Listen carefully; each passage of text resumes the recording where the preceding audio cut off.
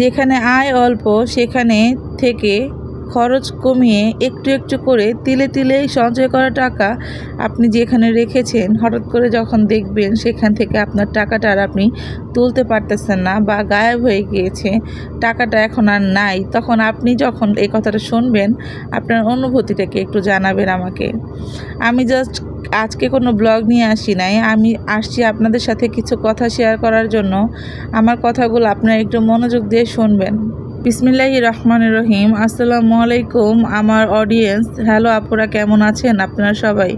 আশা করি আলহামদুলিল্লাহ আপনারা সবাই অনেক ভালো আছেন। আমিও যদি আজকে তেমন ভালো নেই, তারপর আপনাদের সাথে কিছু কথা শেয়ার করতে চলে আসলাম। আপনারা যদি আমার ভিডিওটা দেখে থাকেন অবশ্যই একটা লাইক দিয়ে দেখা শুরু করবেন, কারণ আপনার একটা লাইক আমার জন্য অনেক বেশি ইম্পর্টেন্ট। আপনার মতো আরও অনেকের কাছে আমার এই ভিডিওটা পৌঁছে দিতে পারে শুধুমাত্র আপনাদের একটা করে লাইকে। আমি আজকে ব্যাংকে গিয়েছিলাম। আমি যেই ব্যাংকটাতে আমি আমার সঞ্চয় জমা রাখি, ঠিক সেটার আমি নাম উল্লেখ করব না, আপনারা অলরেডি হয়তো বা দেখে নিয়েছেন। তো আমি যখন ব্যাংকে গেলাম, আমার অনেক বেশি কষ্ট করে আমার অল্প আয়ের সংসার থেকে একটু একটু করে জমানো টাকা আমি যেখানে সঞ্চয় করেছি, আমি যখন আমার প্রয়োজনে সেখান থেকে আনতে গিয়েছি, তখন তারা আমাকে স্ট্রেট ফরওয়ার্ড বলে দিয়েছে যে এখান থেকে আর কোনো টাকা দেওয়া হবে না, কারণ আমাদের ব্যাংকের টাকা নেই, আমাদের ব্যাংকের অ্যাকাউন্টে কোনো টাকা নেই।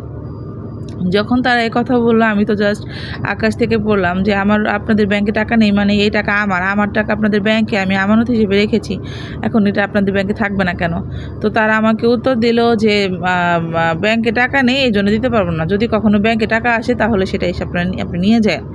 তো আমি কি বলবো, বলার কোনো ভাষা নাই, ভাষা হারিয়ে ফেলছি যে এখন আমার কি করার আছে। আমি এত কষ্ট করে খেয়ে না খেয়ে আমি সেভ করে, আমি যেখানে যা প্রয়োজন তার থেকে সবসময় অল্প অল্প জিনিস নিয়ে সেভ করে আমি একটা সঞ্চয় দাঁড়া করাইছি, যেটা আমার কাজে লাগবে, আমি ইনভেস্ট করতে পারবো আমি কোনো কাজের ক্ষেত্রে।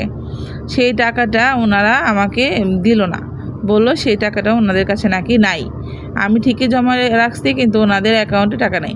এটা কোনো কথা? আমি তো কি বলবো, ভাষায় প্রকাশ করতে পারতেছিলাম না, সহ্য করতে পারতেছিলাম না, যার কারণে আপনাদের সাথে শেয়ার করতেছি। আজকে ভিডিও করার কোনো মোড ছিল না, শুধুমাত্র এই কথাগুলো বলার জন্য আপনাদের সাথে আসছি আমি, যে আমার কাপড় গোছাইতে গোছাইতে আপনাদের সাথে কথাগুলো শেয়ার করে ফেলি। এখন আপনারা বলেন কি করার আছে? আমি আমার স্বামীর যে আয়, সেই আয় তুলনায় আমি চাইছিলাম যে কোনো একটা বিজনেস দাঁড়া করে বা আমি কোনো কিছু করে যাতে ওর সাথে আমি সংসারের হালটা ধরতে পারি, কারণ একার জন্য ওর সংসারটা চালানো খুব বেশি কষ্ট হয়ে যাচ্ছে।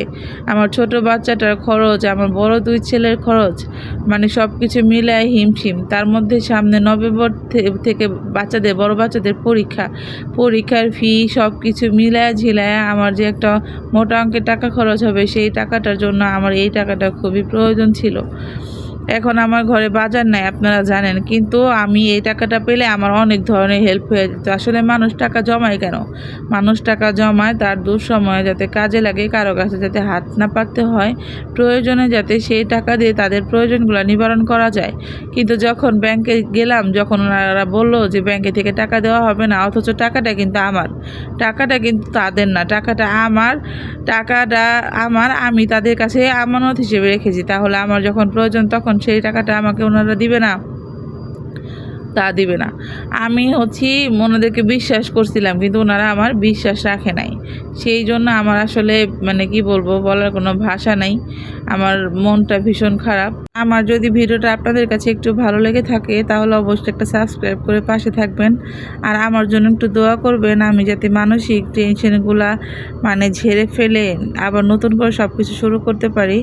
আজকের জন্য এটুকু। আল্লাহ হাফেজ।